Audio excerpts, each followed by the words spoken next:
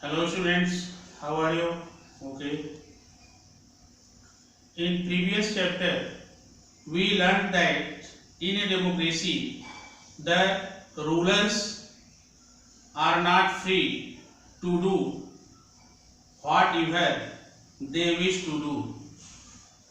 पिछले चैप्टर में हम लोग देखे कि डेमोक्रेसी में जो शासक होता है, जिसकी गवर्नमेंट होता है, वह स्वयं फ्री नहीं होता काम करने के लिए जैसा वह चाहता है, बल्कि उसको जनता के हिसाब से करना होता है।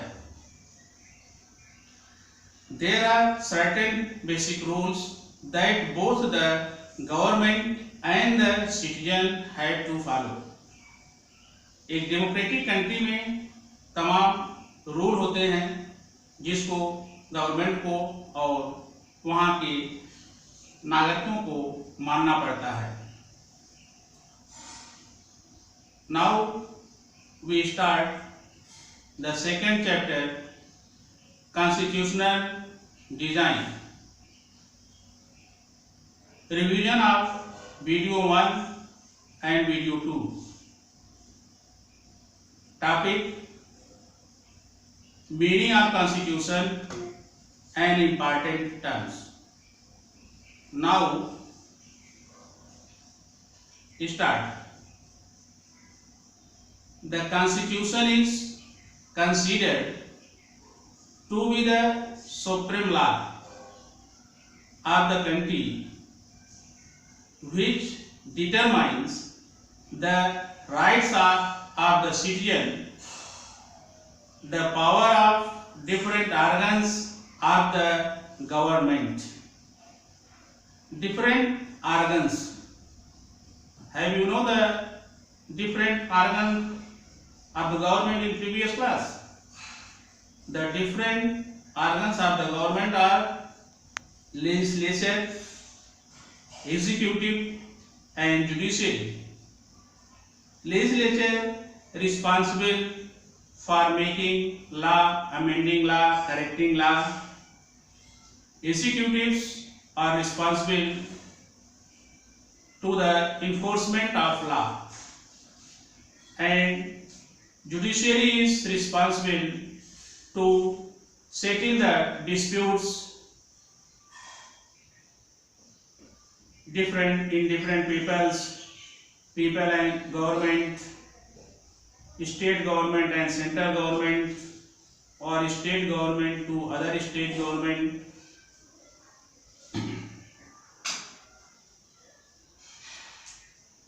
And also their limitations. यह तीनों आर्गन का केवल वर्किंग ही नहीं डिफाइन करता, बल्कि यह भी डिफाइन करता है उनकी सीमाएं क्या होंगी, कार्य करने की उनकी सीमाएं क्या होंगी। The constitution also determines as the how the government should function. Constitution ये भी डिसाइड करता है कि सरकार कैसे काम करेगी। In this chapter, we will discuss the constitutional design of a democracy. इस चैप्टर में हम लोग पढ़ेंगे कि किस तरह से एक संविधान की रूपरेखा डेमोक्रेटिक कंट्रीज में होती है। Some basic questions which will be answered. Some basic questions which will be answered by this chapter includes: why do we require a constitution in a democracy? इस क्वेश्चन का आंसर आपको मिलेगा इसमें कि हमें संविधान की आवश्यकता क्यों होती है। दूसरा क्वेश्चन का आंसर मिलेगा आपको, how are the constitution drawn up? संविधान कैसे लिखा जाता है। Who design the constitution and in what manner? वे कौन से लोग हैं जिनको कॉन्स्टिट्यूशन की रूपरेखा तैयार करने के लिए जिम्मेदारी दी जाएगी और उनके लिए गाइडलाइंस क्या होंगी, यानी किस तरह से कॉन्स्टिट्यूशन बनाया जाएगा, यह सब गाइडलाइन उनको दी जाती है। What are the values that guide the constitution in a democratic state? वे वैल्यूज क्या होंगी, किन बातों को इम्पोर्टेंस दी जाएगी, इन सब बातों का ध्यान गाइडलाइन में दिया जाता है, जिसके हिसाब से हमारे संविधान निर्माता संविधान का निर्माण करते हैं। Is it possible to make change in the constitution? आपको इसका भी आंसर मिलेगा कि क्या कॉन्स्टिट्यूशन में किसी तरह का परिवर्तन, किसी तरह का चेंज संभव है। इन सब के विषय में हम लोग इसमें देखेंगे।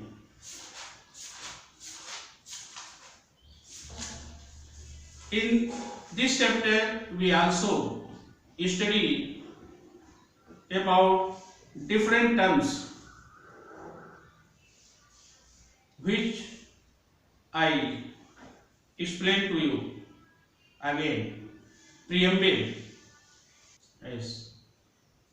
To understand this chapter, different important terms are necessary to understand. First, preamble.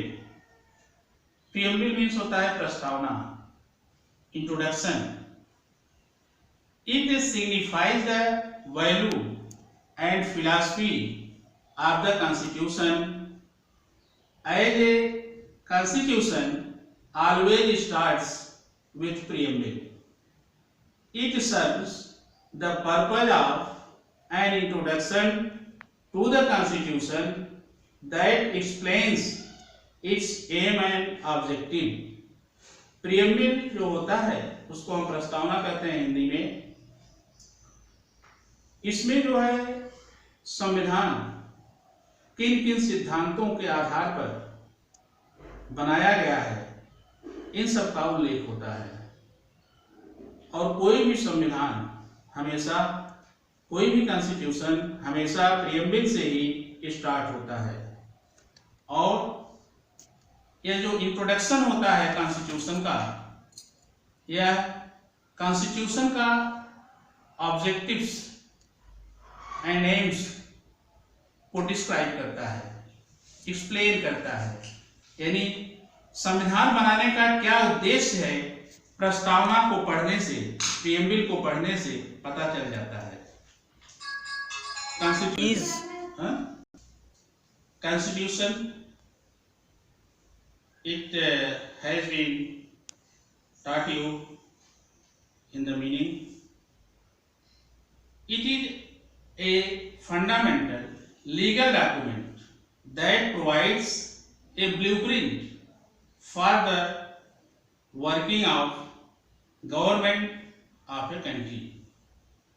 यह एक आधारभूत यानी बेसिक वैधानिक प्रपत्र होता है जो किसी देश की सरकार किस तरह से काम करेगी उसकी रूपरेखा तय करता है। It describes basic rules for smooth working of various organs of the government and also the rights of citizen. Constitution के अंदर सरकार को ठीक ढंग से चलाने के लिए जो उसके सभी ऑर्गन्स होते हैं, गवर्नमेंट के ऑर्गन्स जो होते हैं, उन सब के राइट्स, पावर और पावर की लिमिटेशंस दी होती है। और उसी के साथ साथ the rights of citizen also given in the constitution. नागरिकों के अधिकार भी दिए होते हैं।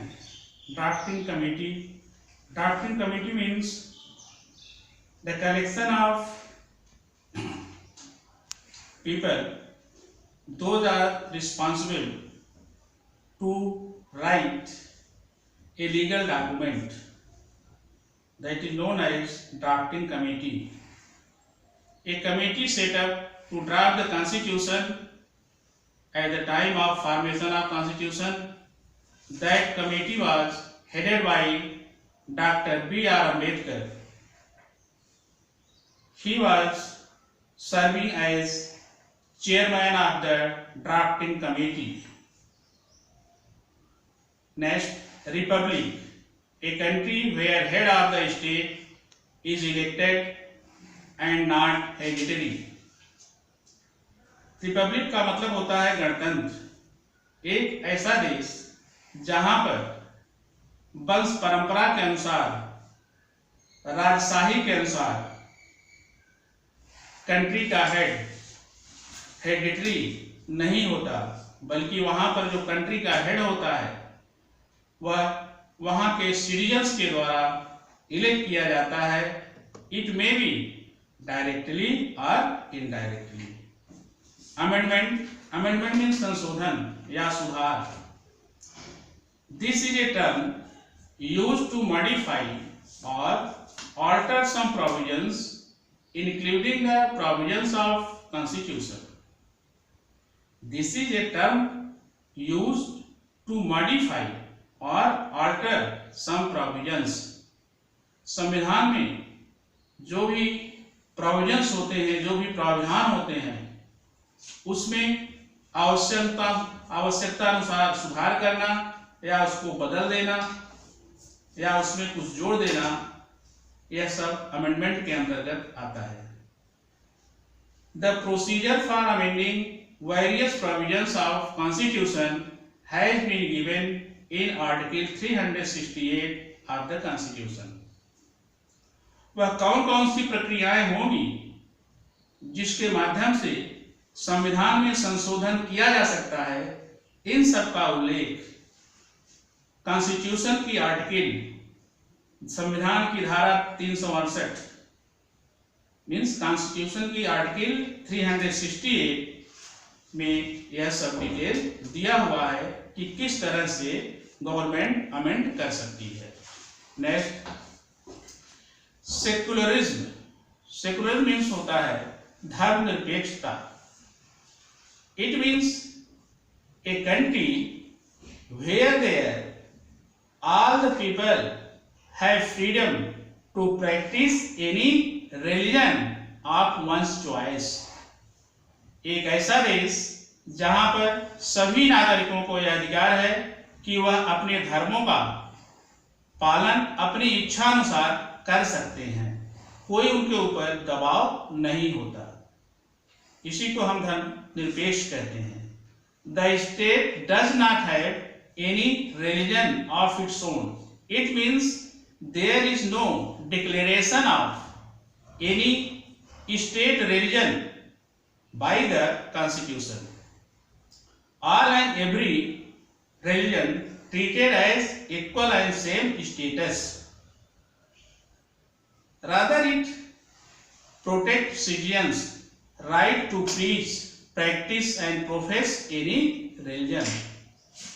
और सेकुलरिज्म का जो उल्लेख हमारे कॉन्स्टिट्यूशन में है, इसके माध्यम से लोगों के अधिकारों, धर्म के संबंधित अधिकारों की सुरक्षा होती है, जिसके द्वारा वो किसी भी धर्म को मान सकते हैं, किसी भी धर्म का उपदेश दे सकते हैं, किसी धर्म का प्रचार कर सकते हैं. Next, universal adult suffrage. It is belong to universal adult franchise. It means one person, one vote, one value.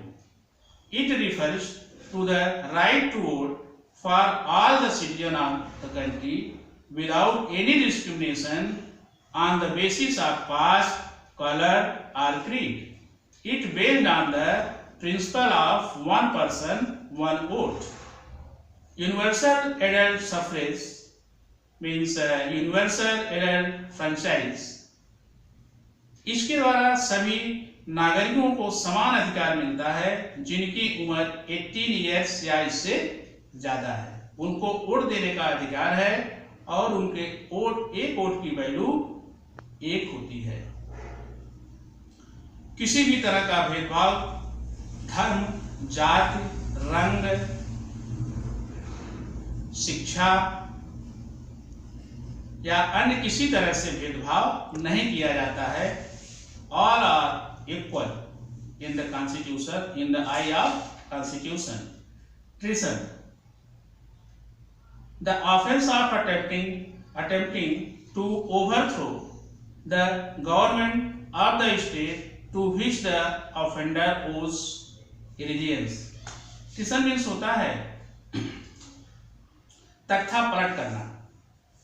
जब किसी वर्तमान सरकार को जबरदस्ती हटा दिया जाए तो उसी को हम ट्रीसन कहते हैं।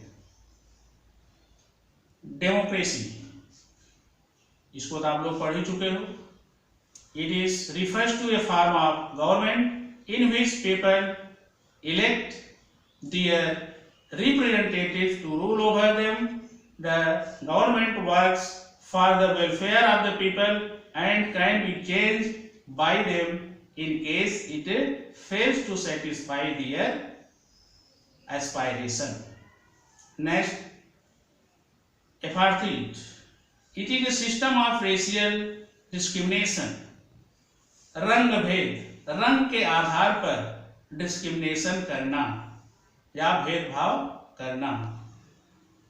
A system of apartheid, a system of racial discrimination between the whites and the blacks। यह काले गोरों के बीच भेदभाव का एक सिस्टम है। in which each group had to live separately, study in separate schools, non-whites had no voting rights। एपार्थीड के अंतर्गत यह साउथ अफ्रीका में चल रहा था यूरोपियन कंट्रीज के द्वारा, क्योंकि साउथ अफ्रीका यूरोपियन कंट्रीज का कॉलोनी था और वहां पर व्हाइट्स रूलर थे। वे लोग जो ब्लैक्स थे उनसे बहुत ही घृणा करते थे, इसलिए उनसे अलग रहते थे, अलग स्कूलों में पढ़ते थे। उनके लिए सिनेमा घर, टॉयलेट, स्कूल, कॉलेज, लाइब्रेरी, आने जाने के संसाधन यह सभी अलग अलग थे और एक साथ न तो वो लोग पूजा कर सकते थे, न तो जहाँ व्हाइट्स रहते थे वहाँ पर वो जा भी नहीं सकते थे। इस तरह से एपार्थीड सिस्टम को हम रेशियल डिस्क्रिमिनेशन कहते हैं। Okay, thank you.